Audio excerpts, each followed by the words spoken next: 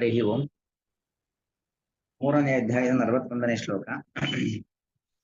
ತಸ್ಮಾತ್ ತ್ವಮಿಂದ್ರಿಯಾಣ್ಯಾದೋ ನಿಯಮ್ಯ ಭರತರ್ಷಭ ಪಾಪ್ಮಾನಂ ಪ್ರಜಹ್ಯೇನಂ ಜ್ಞಾನ ವಿಜ್ಞಾನ ನಾಶನಂ. ತಸ್ಮಾತ್ ತ್ವಂ ಇಂದ್ರಿಯಾಣಿ ಆದೌ ನಿಯಮ್ಯ ಭರತರ್ಷಭ ಪಾಪ್ಮಾನಂ ಪ್ರಜಹಿ ಹಿ ಏನಂ ಜ್ಞಾನ ವಿಜ್ಞಾನ ನಾಶನಂ. ಅಂದ್ರೆ ತಸ್ಮಾತ್ ಅಂತ ಕೃಷ್ಣ ಶುರು ಮಾಡ್ತಾ ಇದ್ದೇನೆ ಈ ಶ್ಲೋಕದಲ್ಲಿ. ತಸ್ಮಾತ್ ಅಂದ್ರೆ ಏನು? ಆದ್ದರಿಂದ ಅಂತ ಅರ್ಥ. ತಸ್ಮಾತ್ ಎಂಬುವಂಥದ್ದು ಹಾಗಾಗಿ, ಆದ್ದರಿಂದ. ಅಂದ್ರೆ ಈಗ ಕೃಷ್ಣ ಈ ಕಾಲನೇಮಿ ಎಲ್ಲಿದ್ದಾನೆ, ಕಾಮ ಅದರ ಆಶ್ರಯ ಸ್ಥಾನ ಯಾವುದು ಅನ್ನೋದನ್ನ ಹೇಳ್ದ. ಹಿಂದಿನ ಶ್ಲೋಕ ನೆನಪು ಮಾಡ್ಕೊಳ್ಳಿ. ಇಂದ್ರಿಯಾಣಿ ಮನೋಬುದ್ಧಿ ಅಸ್ಯಾಧಿಷ್ಠಾನ ಉಚ್ಯತೆ. ಒಂದು ನಮ್ಮ ಇಂದ್ರಿಯಗಳು, ಜ್ಞಾನೇಂದ್ರಿಯ ಕರ್ಮೇಂದ್ರಿಯ, ಮುಖ್ಯವಾಗಿ ಜ್ಞಾನೇಂದ್ರಿಯವೇ. ಅದಾದ ಮೇಲೆ ಮನಸ್ಸು, ಅದಾದ್ಮೇಲೆ ಬುದ್ಧಿ. ಇದು ನಮ್ಮ ಕಾಲನೇಮಿಗೆ ಆಶ್ರಯ ತಾಣಗಳು. ಕಾಲನೇಮಿ ಇರುವಂಥದ್ದು ಅಥವಾ ಕಾಮ ಹುಟ್ಟುವಂಥದ್ದು ಮೊದಲು ಇಂದ್ರಿಯಗಳ ಮೂಲಕವಾಗಿ ವಸ್ತುಗಳ ಸಂಪರ್ಕ. ವಸ್ತು ಸಂಪರ್ಕವಾದ್ಮೇಲೆ ಅದು ಬೇಕು ಎಂಬತಕ್ಕಂಥ ಬಯಕೆ ಮನಸ್ಸಿನಲ್ಲಿ ಹುಟ್ಟತ್ತೆ.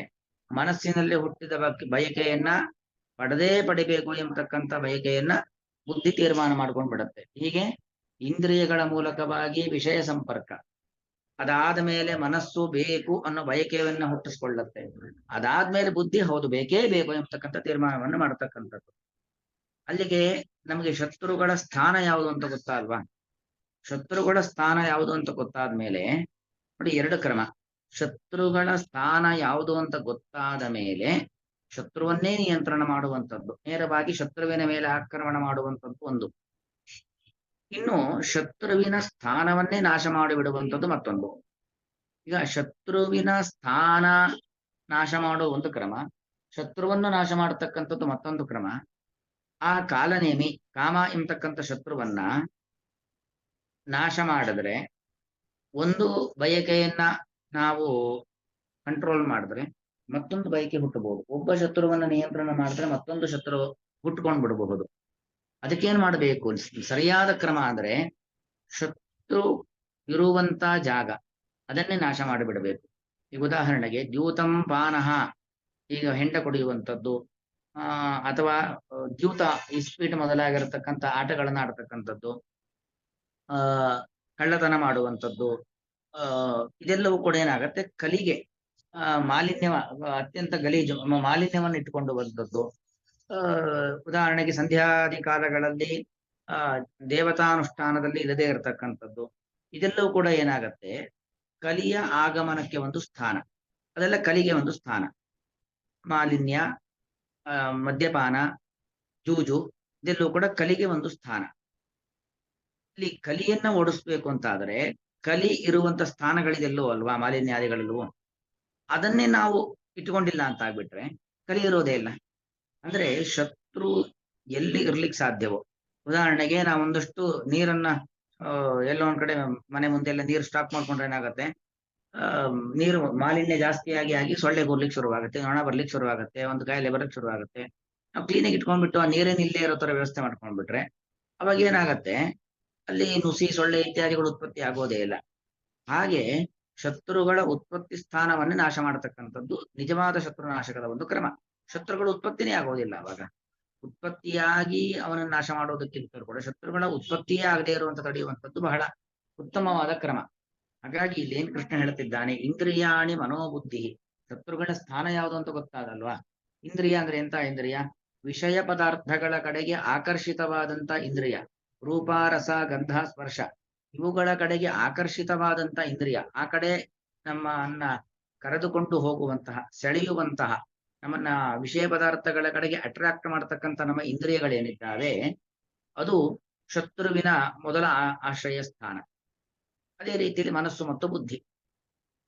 ಯಾವಾಗ ಆ ವಿಷಯಾಕರ್ಷಿತವಾಗಿರತಕ್ಕಂಥ ಮನಸ್ಸು ವಿಷಯ ಪದಾರ್ಥಗಳ ಕಡೆಗೆ ಆಕರ್ಷಣೆಯನ್ನ ಕಳೆದುಕೊಳ್ಳುತ್ತೋ ಆಗ ಕಾಲನೇಮಿಗೆ ಅಲ್ಲಿ ಬಂದು ಕೂರ್ಲಿಕ್ಕೆ ಅವಕಾಶವೇ ಇಲ್ಲ. ಅಂದ್ರೆ ಕಾಮ ಹುಟ್ಲಿಕ್ಕೆ ಅವಕಾಶನೇ ಇಲ್ಲ. ಅದಕ್ಕೆ ಕೃಷ್ಣ ಹೇಳ್ತಿದ್ದಾನು, ಆದೋ ತ್ವಂ ಇಂದ್ರಿಯಾಣಿ ನಿಯಮ್ಯ. ಮೊದಲಿಗೆ ಈ ಕೆಲಸ ಮಾಡು, ಇಂದ್ರಿಯಗಳ ನಿಯಂತ್ರಣವನ್ನು ಮಾಡು. ಶತ್ರು ಆಕ್ರಮಣಕ್ಕೆ 3 ಕೋಟೆ, 1, 2, 3. ಮೊದಲನೇ ಕೋಟೆ ಬಾಗಿಲನ್ನ ದಾಟಿ ಎರಡನೇ ಕೋಟೆ ಬಾಗಿಲಿಗೆ ಬರಬೇಕು. ಎರಡನೇ ಕೋಟೆ ಬಾಗಿಲನ್ನ ದಾಟಿ 3ನೇ ಕೋಟೆ ಬಾಗಿಲ ಬಳಿಗೆ ಬರಬೇಕು. 3ನೇ ಕೋಟೆ ಬಾಗಿಲನ್ನ ದಾಟಿ ನಮ್ಮ ಮೇಲೆ ಆಕ್ರಮಣ ಮಾಡಬೇಕು. ಮೊದಲನೇ ಕೋಟೆ ಬಾಗಿಲು ಇಂದ್ರಿಯದ ಬಾಗಿಲು, 2ನೇ ಕೋಟೆ ಬಾಗಿಲು ಮನಸ್ಸಿನ ಬಾಗಿಲು, 3ನೇ ಕೋಟೆಯ ಬಾಗಿಲು ನಮ್ಮ ಬುದ್ಧಿಯ ಬಾಗಿಲು. ಅದನ್ನ ದಾಟಿ ಬಂದ್ರೆ ಮುಗಿತು, ನಾವು ಆಕ್ರಮಣಕ್ಕೆ ಒಳಗಾದ್ವಿ ಅಂತ. ನಾವು ಮೊದಲನೇ ಕೋಟೆ ಒಳಗಡೆನೆ ಶತ್ರುವನ್ನು ಬಿಟ್ಕೊಳ್ಳದೆ ಹೋಗ್ಬಿಟ್ರೆ ಆಗ 2ನೇದು 3ನೇದು ನಮ್ಮ ಮೇಲೆ ಆಕ್ರಮಣ ಯಾವುದು ಸಾಧ್ಯನೇ ಇಲ್ಲ. ಅದಕ್ಕೋಸ್ಕರವಾಗಿ ಆದೋ ಇಂದ್ರಿಯಾಣಿ ನಿಯಮ್ಯ, ಮೊದಲು ಇರತಕ್ಕಂಥದ್ದು ಯಾವುದು ಇಂದ್ರಿಯದ ಬಾಗಿಲಲ್ವಾ. ಆ ವಿಷಯ ಪದಾರ್ಥಗಳ ಕಡೆಗೆ ಇಂದ್ರಿಯವು ಆಕರ್ಷಿತವಾಯಿತು ಅಂತಾದ್ರೆ ಅರ್ಥ ಏನು? ಕಾಲನೇಮಿ ಒಳ ಹೋಗ್ತಾ ಇದ್ದಾನೆ ಅಂತ ಅರ್ಥ. ಹಾಗಾಗಿ ಇಂದ್ರಿಯಾಣಿ ಆದೋ ನಿಯಮ್ಯ, ಮೊದಲಿಗೆ ಆ ಮೊದಲನೇ ಕೋಟೆ ಬಾಗಿಲನ್ನ ಮುಚ್ಚಿಬಿಡು. ಅಲ್ಲೇ ಅವನನ್ನ ಶತ್ರುವನ್ನ ಸಂಹಾರ ಮಾಡಿಬಿಡು. ಅಲ್ಲಿಗೆ ಬರ್ಲಿಕ್ಕೆ ಅವಕಾಶ ಕೊಡಬೇಡ. ಅಲ್ಲಿಗೆ ಬರ್ಲಿಕ್ಕೆ ಅವಕಾಶ ಕೊಟ್ಟಿಲ್ಲ ಅಂದ್ರೆ ಮುಂದೆ ಅವನು ಬರ್ಲಿಕ್ಕೆ ಆಗೋದೇ ಇಲ್ಲ. ಯಾವಾಗ ನಮ್ಮ ಜ್ಞಾನೇಂದ್ರಿಯಗಳು ವಿಷಯ ಪದಾರ್ಥಗಳ ಕಡೆಗೆ ಆಕರ್ಷಿತವಾಗೋದಿಲ್ವೋ ಆಗ ಮನಸ್ಸು 2ನೇ ಕೋಟೆ ಬಾಗಿಲು. ಆ ಮನಸ್ಸು ವಿಷಯ ಪದಾರ್ಥಗಳ ಕಡೆಗೆ ಆಕರ್ಷಿತವಾಗೋದಿಲ್ಲ. ಮನಸ್ಸು ವಿಷಯ ಪದಾರ್ಥಗಳ ಕಡೆಗೆ ಆಕರ್ಷಿತವಾಗಿಲ್ಲ ಅಂತ ಆದಾಗ ಬುದ್ಧಿ ಇಂತಹ ಒಂದು ಕೆಟ್ಟ ರೂಪ, ಕೆಟ್ಟ ಸ್ಪರ್ಶ, ಕೆಟ್ಟ ಗಂಧ ನನಗೆ ಬೇಕು ಅನ್ನೋದನ್ನ ಬುದ್ಧಿ ತೀರ್ಮಾನ ಮಾಡೋದೇ ಇಲ್ಲ. ಅಲ್ಲಿಗೆ ಮುಗಿದೋಯ್ತು. ಆ ಕಾಲನೇಮಿಗೆ ಒಳಗಡೆ ಒಂದು ಆಕ್ರಮಣ ಮಾಡ್ಲಿಕ್ಕೆ ಅವಕಾಶ ಸಿಗೋದಿಲ್ಲ. ಅದಕ್ಕೆ ಕೃಷ್ಣ ಹೇಳುವಂಥದ್ದು ಆದೋ ಇಂದ್ರಿಯಾಣಿ ನಿಯಮ್ಯ, ನೀನು ಮೊದಲಿಗೆ ಇಂದ್ರಿಯಗಳ ನಿಯಂತ್ರಣವನ್ನು ಮಾಡ್ಕೋ. ನಿನ್ನ ಜ್ಞಾನೇಂದ್ರಿಯಗಳು ವಿಷಯ ಪದಾರ್ಥಗಳ ಕಡೆಗೆ, ವಿಷಯ ಪದಾರ್ಥಗಳು ಅಂದ್ರೆ ರೂಪ ಅಂದ್ರೆ ಬಣ್ಣ, ರಸ ಅಂದ್ರೆ ರುಚಿ, ಗಂಧ ಗೊತ್ತು ಪರಿಮಳ, ಸ್ಪರ್ಶ ಸುಖ ಸ್ಪರ್ಶ, ಮತ್ತು ಶಬ್ದ, ಇದು ಇರುವಂತ ವಸ್ತುಗಳು ಅಂತ ಏನಿದ್ದಾವೋ ಆ ಕಡೆಗೆ ಆಕರ್ಷಿತವಾಗಬಾರದು. ಅಂದ್ರೆ ಕಣ್ಣು ಮುಚ್ಕೊಂಡು ಕೂರ್ಬೇಕು, ಕಿವಿ ಮುಚ್ಕೊಂಡು ಕೂರ್ಬೇಕು, ಬಾಯಿ ಮುಚ್ಕೊಂಡು ಕೂರ್ಬೇಕು, ಏನೂ ತಿನ್ನಬಾರದು, ಏನೂ ನೋಡಬಾರದು, ಏನೂ ಕೇಳಬಾರದು ಅಂತಲ್ಲ. ನಾವು ಇರೋದೇ ಪ್ರಾಕೃತ ಜಗತ್ತಿನಲ್ಲಿ. ಪ್ರಾಕೃತ ಜಗತ್ತಿನಲ್ಲಿ ಇದ್ದು ರೂಪ, ರಸ, ಗಂಧ, ಸ್ಪರ್ಶ ಇವುಗಳ ಮಧ್ಯದಲ್ಲೇ ಇದ್ದರೂ ಕೂಡ ಅವುಗಳ ಕಡೆಗೆ ಆಕರ್ಷಣೆಯನ್ನು ಹೊಂದಬಾರದು ಅಂತ ಅಭಿಪ್ರಾಯ. ಬ್ರಹ್ಮದೇವರು ಭಾಗವತದಲ್ಲಿ ಮಾತು ಬರುತ್ತೆ, ತನ್ನ ಮೊಮ್ಮಗನಾಗಿರ್ತಕ್ಕಂಥ ಪ್ರಿಯವ್ರತ ರಾಜ ಅಂದ್ರೆ ಚತುರ್ಮುಖ ಬ್ರಹ್ಮದೇವರ ಮಗ ಸ್ವಯಂಭುವ ಮನು. ಸ್ವಯಂಭುವ ಮನುವಿನ ಮಗ ಪ್ರಿಯವ್ರತ ರಾಜ. ಅವನು ಎಲ್ಲಾ ಬಿಟ್ಟು ಕಾಡಿಗೆ ಹೋಗಿ ಕೂರ್ತೀನಿ ಅಂತ ಹಠ ಹಿಡಿದು ಕೂರ್ತಾನೆ. ನಿಜವಾಗ ಅವನು ರಾಜನಾಗಿ ರಾಜ್ಯಭಾರ ಮಾಡ್ಬೇಕಿತ್ತು. ನಾನು ಎಲ್ಲವನ್ನು ಬಿಟ್ಟು ಕಾಡಿಗೆ ಹೋಗಿ ಕೂರ್ತೀನಿ ಅಂತ ಕೂತ್ಕೊಳ್ತಾನೆ. ಆಗ ಬ್ರಹ್ಮದೇವರು ಒಂದು ಉಪದೇಶ ಮಾಡ್ತಾರೆ, ಗೃಹಾಶ್ರಮಕ್ಕಿನ್ನು ಕರೋತಿ ವದ್ಯಂ ಜಿತೇಂದ್ರಿಯ ಸ್ಯಾತ್ಮರತೇರ ಬುಧಸ್ಯ. ಅಂದ್ರೆ ಯಾರಿಗೆ ಆತ್ಮ ನಿಯಂತ್ರಣ ಇದೆ, ಮನೋ ನಿಯಂತ್ರಣವಿದೆ, ಇಂದ್ರಿಯ ನಿಯಂತ್ರಣವಿದೆ, ಅವನ ಬುದ್ಧಿಯನ್ನ ಭಗವಂತನ ಕಡೆಗೆ ಕೇಂದ್ರೀಕರಿಸಿರ್ತಾನೆ, ಬೇರೆ ಕಡೆ ಆಕರ್ಷಣೆ ಇಲ್ಲ, ಬೇರೆ ಕಡೆ ಇಂದ್ರಿಯಗಳು ಆಕರ್ಷಿತವಾಗ್ತಾ ಇಲ್ಲ ಅಂತವನು ಎಷ್ಟೇ ಪ್ರಾಕೃತ ಪ್ರಪಂಚದಲ್ಲಿದ್ರೂ ಕೂಡ ಯಾವುದೇ ತೊಂದರೆ ಇಲ್ಲ. ಅದೇ ಮನಸ್ಸೆಲ್ಲವೂ ಕೂಡ ವಿಷಯ ಪದಾರ್ಥಗಳ ಕಡೆಗೆ ಇದ್ರೆ ಆಗ ನಾನು ಎಲ್ಲ ಮನೆಯ ಮಡದಿ ಮಕ್ಕಳು ಎಲ್ಲ ಬಿಟ್ಟು ಕಾಡಿಗೆ ಹೋಗಿ ಕೂರ್ತೀನಿ ಅಂದ್ರೂ ಉಪಯೋಗ ಇಲ್ಲ. ಯಾಕೆ? ಕಾಡಿಗೆ ಹೋಗಿ ದೇಹ ಕೂತಿದೆ ಅಷ್ಟೇ, ಮನಸ್ಸೆಲ್ಲವೂ ಕೂಡ ಎಲ್ಲಿದೆ? ವಿಷಯ ಪದಾರ್ಥಗಳಲ್ಲೇ ಇರುತ್ತೆ. ಅದರಿಂದಾಗಿ ಆ ಇಂದ್ರಿಯಗಳ ನಿಯಂತ್ರಣ, ಮನಸ್ಸಿನ ನಿಯಂತ್ರಣದ ಮುಖ್ಯ. ಅದಿದ್ರೆ ನಾವೆಲ್ಲೇ ಇದ್ದು ಸಾಧನೆ ಮಾಡಬಹುದು. ಆ ಮನೋನಿಯಂತ್ರಣವಿಲ್ಲ, ಇಂದ್ರಿಯ ನಿಯಂತ್ರಣವಿಲ್ಲ ಅಂತ ಆದ್ರೆ ನಾವು ಎಲ್ಲವನ್ನು ಬಿಟ್ಟು ಎಲ್ಲೋ ಹಿಮಾಲಯಕ್ಕೆ ಹೋಗ್ತೀನಿ, ಹಿಂಗೆಲ್ಲೋ ಕಾಡಲ್ಲಿ ಗುಹೆಯಲ್ಲಿ ಹೋಗಿ ಕೂರ್ತೀನಿ ಅಂದ್ರೂ ಉಪಯೋಗ ಇಲ್ಲ. ಅದರಿಂದ ಮನುಷ್ಯನಿಗೆ ಬೇಕಾಗಿರತಕ್ಕಂಥ ಮೊದಲು ಏನು, ನಮ್ಮ ಜ್ಞಾನೇಂದ್ರಿಯಗಳು ರೂಪಾರಸ ಗಂಧ ಸ್ಪರ್ಶಗಳ ಕಡೆಗೆ ಆಕರ್ಷಿತವಾಗಬಾರದು. ಈ ಒಂದು ಕ್ವಾಲಿಟಿ, ಈ ಒಂದು ಗುಣಮಟ್ಟವನ್ನ ನಾವು ಬೆಳೆಸ್ಕೊಳ್ಬೇಕು. ಅದಕ್ಕೆ ಕೃಷ್ಣ ಹೇಳ್ತಾ ಇರೋದು ಆದೌ ಇಂದ್ರಿಯಾಣಿ ನಿಯಮ್ಯ. ಮೊದಲಿಗೆ ನೀನು ಆ ಇಂದ್ರಿಯಗಳು, ಕಣ್ಣು ಬಣ್ಣದ ಕಡೆಗೆ ಆಕರ್ಷಿತವಾಗತ್ತೆ, ಅದನ್ನ ತಡೆ ಹಿಡಿ. ಕಿವಿ ಶಬ್ದದ ಕಡೆಗೆ ಆಕರ್ಷಿತವಾಗತ್ತೆ, ಅದನ್ನು ತಡೆ ಹಿಡಿ. ನಾಲಿಗೆ ರುಚಿಯ ಕಡೆಗೆ ಆಕರ್ಷಿತವಾಗತ್ತೆ, ಅದನ್ನ ತಡೆ ಹಿಡಿ. ಚರ್ಮ ಸ್ಪರ್ಶದ ಕಡೆಗೆ ಆಕರ್ಷಿತವಾಗತ್ತೆ, ಅದನ್ನ ತಡೆ ಹಿಡಿ. ಮೂಗು ಗಂಧದ ಕಡೆಗೆ ಆಕರ್ಷಿತವಾಗತ್ತೆ, ಅದನ್ನ ತಡೆ ಹಿಡಿ ಅಂತ ಹೇಳ್ತಿದ್ದಾನೆ. ಆದೌ ಇಂದ್ರಿಯಾಣಿ ನಿಯಮ್ಯ, ಮೊದಲಿಗೆ ಇಂದ್ರಿಯ ನಿಯಂತ್ರಣವನ್ನ ಮಾಡ್ಕೋ. ಪ್ರಶ್ನೆ ಬರ್ಬೋದು ಅರ್ಜುನನಿಗೆ, ಅಲ್ಲ ಕೃಷ್ಣ ನೀನು ಹೇಳ್ತಾ ಇದೀಯಾ, ಕೆಲವದೆಲ್ಲ ಹೇಗಂದ್ರೆ ಹೇಳೋದು ಸುಲಭ, ಆದರೆ ಅದನ್ನ ಅನುಷ್ಠಾನದಲ್ಲಿ ಇಟ್ಟುಕೊಳ್ಳೋದು ಕಷ್ಟ. ಪ್ರಾಕ್ಟಿಕಲ್ ಆಗಿ ನಾವು ನಮ್ಮ ಜೀವನದಲ್ಲಿ ಅಳವಡಿಸಿಕೊಳ್ಳೋದು ಕಷ್ಟ. ಹೇಳೋದೇನು ಸುಲಭದಲ್ಲಿ ಏನ್ ಬೇಕಾದ್ರೂ ಹೇಳ್ಬಿಡಬಹುದು, ಹೇಳೋದು ಯಾವತ್ತೂ ಸುಲಭನೇ ಅಲ್ವಾ. ಆದ್ರೆ ಅದನ್ನ ಜೀವನದಲ್ಲಿ ಅಳವಡಿಸಿಕೊಳ್ತಕ್ಕಂಥದ್ದು ಕಷ್ಟವಾಗುತ್ತೆ. ಅದನ್ನ ನನಗೆ ಆಗತ್ತೋ ಇಲ್ವೋ ಅನ್ನೋ ಪ್ರಶ್ನೆ ಬರಬಹುದು. ಅದಕ್ಕೆ ಕೃಷ್ಣ ಕೊಡ್ತಕ್ಕಂಥ ಉತ್ತರ ತ್ವಂ ಭರತರ್ಷಭ. ಅಂದ್ರೆ ಕೆಲವರಿಗೆ ಏನ್ ಮಾಡ್ಬೇಕಾಗತ್ತೆ, ಅವರ ಶಕ್ತಿಯನ್ನು ಅವ್ರಿಗೆ ನೆನಪು ಮಾಡಿ ಕೊಡ್ಬೇಕಾಗತ್ತೆ. ಹನುಮಂತ ದೇವರು ಆ ಇದನ್ನ ಸಮುದ್ರೋಲ್ಲಂಘನ ಮಾಡಬೇಕಾದಂತ ಸಂದರ್ಭದಲ್ಲಿ ಅಲ್ಲಿ ಎಲ್ಲಾ ಕಪಿಗಳು ಕೂಡ ಅವರವರ ಆಲೋಚನೆ ಮಾಡ್ತಾ ಇದ್ದಾರೆ. ನನಗ್ ಹಾರಕ್ಕಾಗತ್ತೆ, ನನಗ್ ಹಾರಕ್ಕಾಗಲ್ಲ, ನನಗೆ 90 ಯೋಜನೆ ಆಗತ್ತೆ, ನನಗೆ 100 ಯೋಜನೆ ಹಾರ್ಲಿಕ್ಕಾಗತ್ತೆ ಅಂತ ಎಲ್ಲಾ ಕಪಿಗಳು ಅವರವರಲ್ಲೇ ಅವ್ರು ಮೀಟಿಂಗ್ ಮಾಡ್ತಾ ಇದ್ದಾರೆ. ಹನುಮಂತ ದೇವರಿಗೆ ನನಗೆ 100 ಯೋಜನೆ ಹಾರ್ಲಿಕ್ಕಾಗತ್ತೆ ಅನ್ನೋ ಒಂದು ಭಾವನೆಯೇ ಇರಲಿಲ್ಲ. ಆದ್ರೆ ಎಲ್ಲಾ ಅಲ್ಲಿದ್ದಂತ ಜಾಂಬವಂತ ಮೊದಲಾಗಿರ್ತಕ್ಕಂಥವರೆಲ್ಲ ಏನ್ ಮಾಡ್ತಾರೆ, ಹನುಮಂತ ದೇವರನ್ನು ಹುರಿದುಂಬಿಸಿ ಅವರ ಶಕ್ತಿಯನ್ನ ಅವರಿಗೆ ತೋರಿಸಿಕೊಡ್ತಾರೆ. ಅವರ ಶಕ್ತಿ, ಅವರ ಪರಾಕ್ರಮವನ್ನು ಹೇಳಿದಾಗ ಹನುಮಂತ ದೇವರು ಏನ್ ಮಾಡ್ತಾರೆ, ಕ್ಷಣದಲ್ಲಿ ಸಮುದ್ರದ ಉಲ್ಲಂಘನ ಮಾಡಿ ಆ ದಕ್ಷಿಣ ಸಮುದ್ರವನ್ನ ಹಾರಿ ಲಂಕೆಗೆ ಹೋಗ್ತಾರೆ. ಹಾಗೆ ಕೆಲವರಿಗೆ ಹೇಗೆ ಅಂತ ಹೇಳಿದ್ರೆ ಅವರ ಶಕ್ತಿಯನ್ನ, ಅವರ ಸಾಮರ್ಥ್ಯವನ್ನ ತಿಳಿಸಿಕೊಟ್ಟಾಗ ಕೆಲಸ ಮಾಡ್ಲಿಕ್ಕೆ ಉತ್ಸಾಹ ಬರುತ್ತೆ. ಹಾಗೆ ಇಲ್ಲಿ ಕೃಷ್ಣ ಅರ್ಜುನನಿಗೆ ಹೇಳ್ತಕ್ಕಂಥದ್ದು, ಅವನ ಸಾಮರ್ಥ್ಯ ಎಂತದ್ದು ಅಂದ್ರೆ, ನೀನ್ ಸಾಮಾನ್ಯ ವಿಕ್ರಮ, ನೀನ್ ಯಾರು ಗೊತ್ತ, ನೀನು ಭರತರ್ಷಭ, ನೀನು ಭರತ ವಂಶದ ಋಷಭ, ಭರತ ವಂಶದಲ್ಲಿ ಶ್ರೇಷ್ಠನಾದಂತ ವ್ಯಕ್ತಿ. ಅಥವಾ ಅಂದ್ರೆ ಭಗವಂತ, ಅವನಲ್ಲಿ ರಥ, ಆಸಕ್ತರಾದವರು ಭರತರು, ಭಗವದ್ಭಕ್ತರು. ಭಗವದ್ಭಕ್ತರಲ್ಲಿ ನೀನು ಋಷಭ, ಋಷಭ ಅಂದ್ರೆ ಶ್ರೇಷ್ಠ. ಯಾರು ಭಗವದ್ಭಕ್ತನೋ ಅವನಿಗೆ ಯಾವುದೂ ಅಸಾಧ್ಯವಾದದ್ದಲ್ಲ. ಹಾಗಾಗಿ ಬರೀ ಭಗವದ್ಭಕ್ತ ಅಲ್ಲ, ಭಗವದ್ಭಕ್ತರಲ್ಲಿ ಶ್ರೇಷ್ಠ. ಮತ್ತೆ ಇನ್ನೊಂದು ಭರತ ವಂಶದ ಶ್ರೇಷ್ಠ ಚಕ್ರವರ್ತಿ. ಭರತ ವಂಶದ ಚಕ್ರವರ್ತಿಗಳೆಲ್ಲರೂ ಕೂಡ ಮನೋನಿಯಂತ್ರಣ, ಇಂದ್ರಿಯ ನಿಯಂತ್ರಣದ ಮೂಲಕವಾಗಿಯೇ ಅವರು ಅಜರಾಮರವಾಗಿ ಇವತ್ತಿಗೂ ಉಳಿದಿದ್ದಾರೆ. ಅವರ ದೇಹನಾಶವಾಗಿದ್ರೂ ಕೂಡ ಅವರ ವ್ಯಕ್ತಿತ್ವ ಇವತ್ತಿಗೂ ಜೀವಂತವಾಗಿ ಇದೆ. ಅವರ ವ್ಯಕ್ತಿತ್ವವನ್ನ ಕಂಡು ಎಷ್ಟೋ ಜನ ತಮ್ಮ ಜೀವನವನ್ನು ಪರಿಮಾರ್ಜನೆ ಮಾಡಿಕೊಂಡು ಸಾಗುವಂತ ಹಂತದಲ್ಲಿ ಇದ್ದಾರೆ. ಅಂದ್ರೆ ಇದಕ್ಕೆಲ್ಲ ಕಾರಣ ಏನು ಅಂತ ಹೇಳಿದ್ರೆ ಆ ಇಂದ್ರಿಯಗಳ ನಿಯಂತ್ರಣ ಅದು ನಿಮ್ಮ ಎಲ್ಲ ಹಿರಿಯರಲ್ಲಿ ಇದ್ದದ್ದು. ನಿನ್ನಲ್ಲೂ ಕೂಡ ಆ ಸಾಮರ್ಥ್ಯ ಇದೆ ಎಂತಕ್ಕಂಥ ಸಾಮರ್ಥ್ಯವನ್ನ ಎಚ್ಚರ ಮಾಡಿ ಇಲ್ಲಿ ತೋರಿಸ್ತಾ ಇದ್ದಾನೆ. ಹಾಗಾಗಿ ನೀನೇನ್ ಮಾಡಬೇಕು, ಪಾಪ್ಮಾನಂ ಪ್ರಜಕ್ಷಿಕ್ಕೇನಂ. ಒಂದು ನಿಮಿಷ ಪಾಸ್ ಮಾಡ್ತಾ ಇದ್ದೀನಿ, ಒಂದು ನಿಮಿಷ.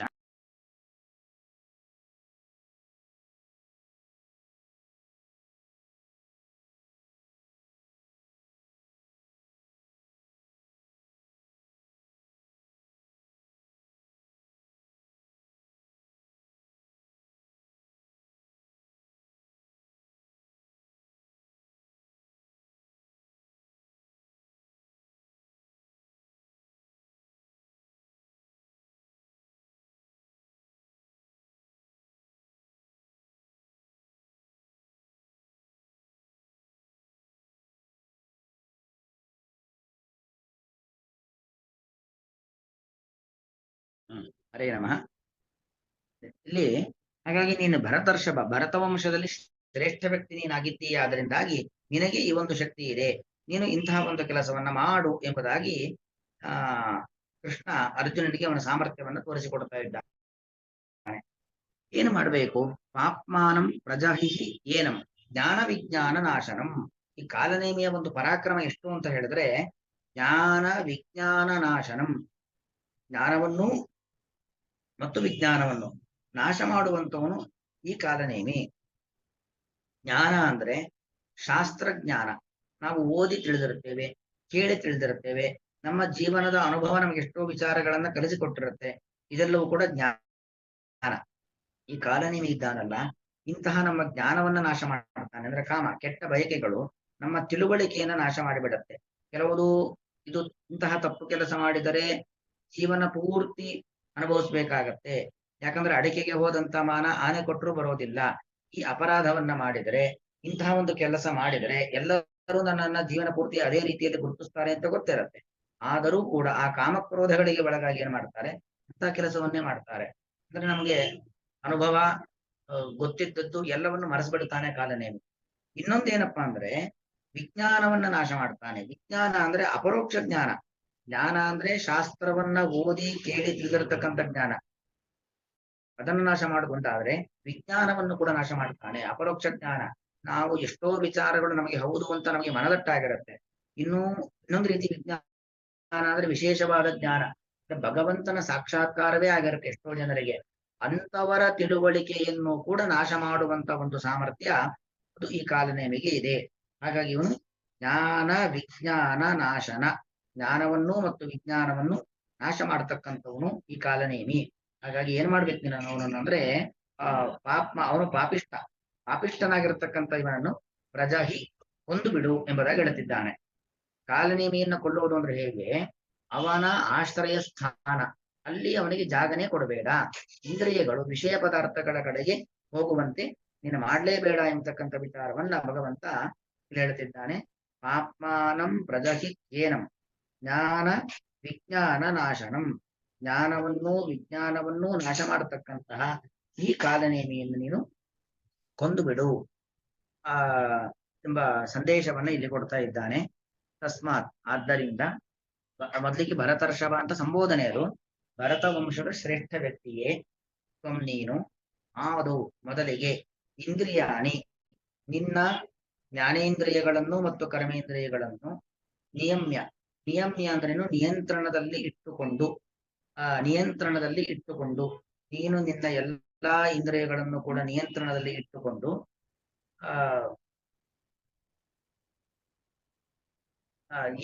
ಜ್ಞಾನ ವಿಜ್ಞಾನ ನಾಶನಂ, ಜ್ಞಾನವನ್ನು ವಿಜ್ಞಾನವನ್ನು ನಾಶ ಮಾಡತಕ್ಕಂತಹ, ಜ್ಞಾನವನ್ನು ವಿಜ್ಞಾನವನ್ನು ನಾಶ ಮಾಡತಕ್ಕಂತಹ, ಜ್ಞಾನ ಅಂದ್ರೆ ಶಾಸ್ತ್ರಜನ್ಯ ಜ್ಞಾನ, ವಿಜ್ಞಾನ ಅಂತ ಹೇಳಿದ್ರೆ ಅದು ವಿಶೇಷವಾದ ಅಪರೋಕ್ಷ ಜ್ಞಾನ.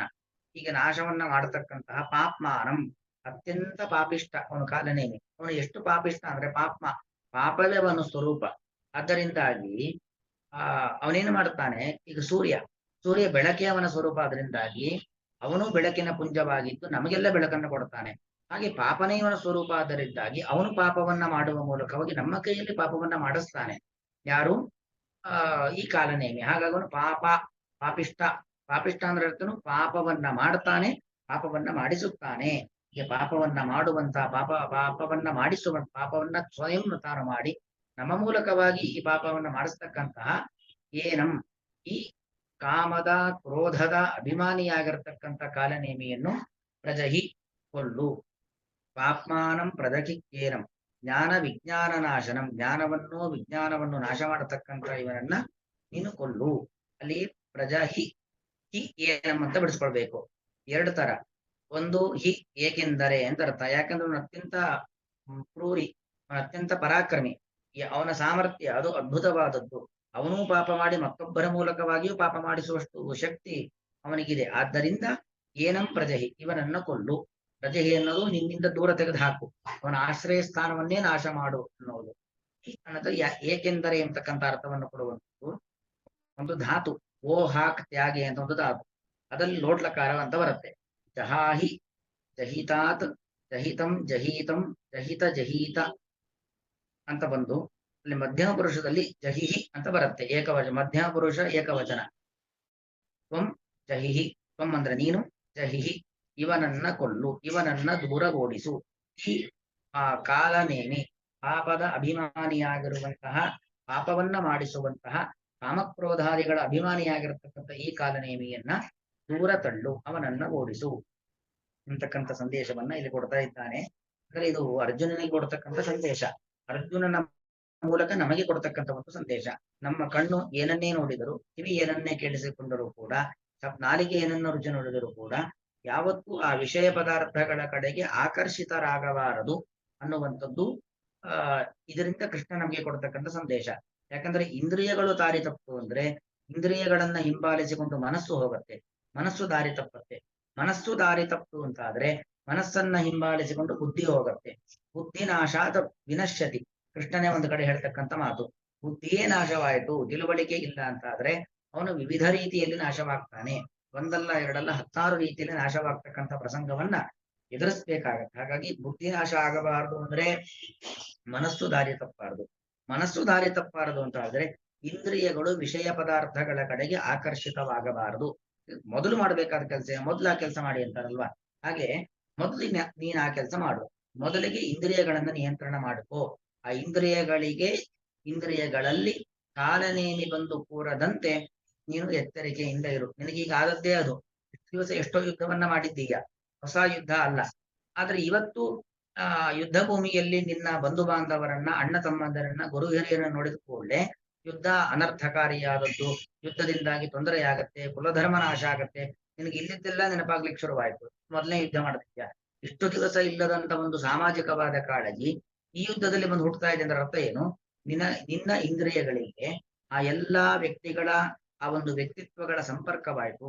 ಅದರಿಂದ ನೀನು ನಿನ್ನ ತನವನ್ನ ಕಳೆದುಕೊಳ್ಳುತ್ತಾ ಇದ್ದೀಯಾ, ನಿನ್ನ ಸ್ವಭಾವ ಕಳೆದುಕೊಂಡು ಪ್ರಭಾವಕ್ಕೆ ಒಳಗಾಗ್ತಾ ಇದ್ದೀಯಾ. ಆದ್ದರಿಂದ ಅಂತಹ ಇಂದ್ರಿಯಗಳ ಪ್ರಭಾವ ಅದಕ್ಕೆ ಒಳಗಾಗಬೇಡ. ನಿನ್ನ ಸಹಜ ಸ್ವರೂಪ ಏನು? ನೀನೊಬ್ಬ ಕ್ಷತ್ರಿಯ. ಕ್ಷತ್ರಿಯರು ಹೇಗಿರಬೇಕು ಅಂತ ಹೇಳಿದ್ರೆ ಅಧರ್ಮವನ್ನ ನಾಶ ಮಾಡಿ ಧರ್ಮ ಸಂಸ್ಥಾಪನೆಯನ್ನ ಮಾಡುವಂಥದ್ದು ಆ ಕ್ಷತ್ರಿಯನ ಒಂದು ಸ್ವಭಾವ. ಆ ಕೆಲಸವನ್ನು ನೀನು ಮಾಡು ಎಂಬುದಾಗಿ ಇಲ್ಲಿ ಹೇಳ್ತಾ ಇದ್ದಾನೆ. ತಸ್ಮಾತ್ ತ್ವಮಿಂದ್ರಿಯಾಣ್ಯಾದೌ ನಿಯಮ್ಯ ಭರತರ್ಷಭ ಪಾಪ್ಮಾನಂ ವ್ರಜ ಕಿಕ್ಕೇನಂ ಜ್ಞಾನ ವಿಜ್ಞಾನ ನಾಶನಂ. ಶ್ರೀಕೃಷ್ಣಾರ್ಪಣಮಸ್ತು.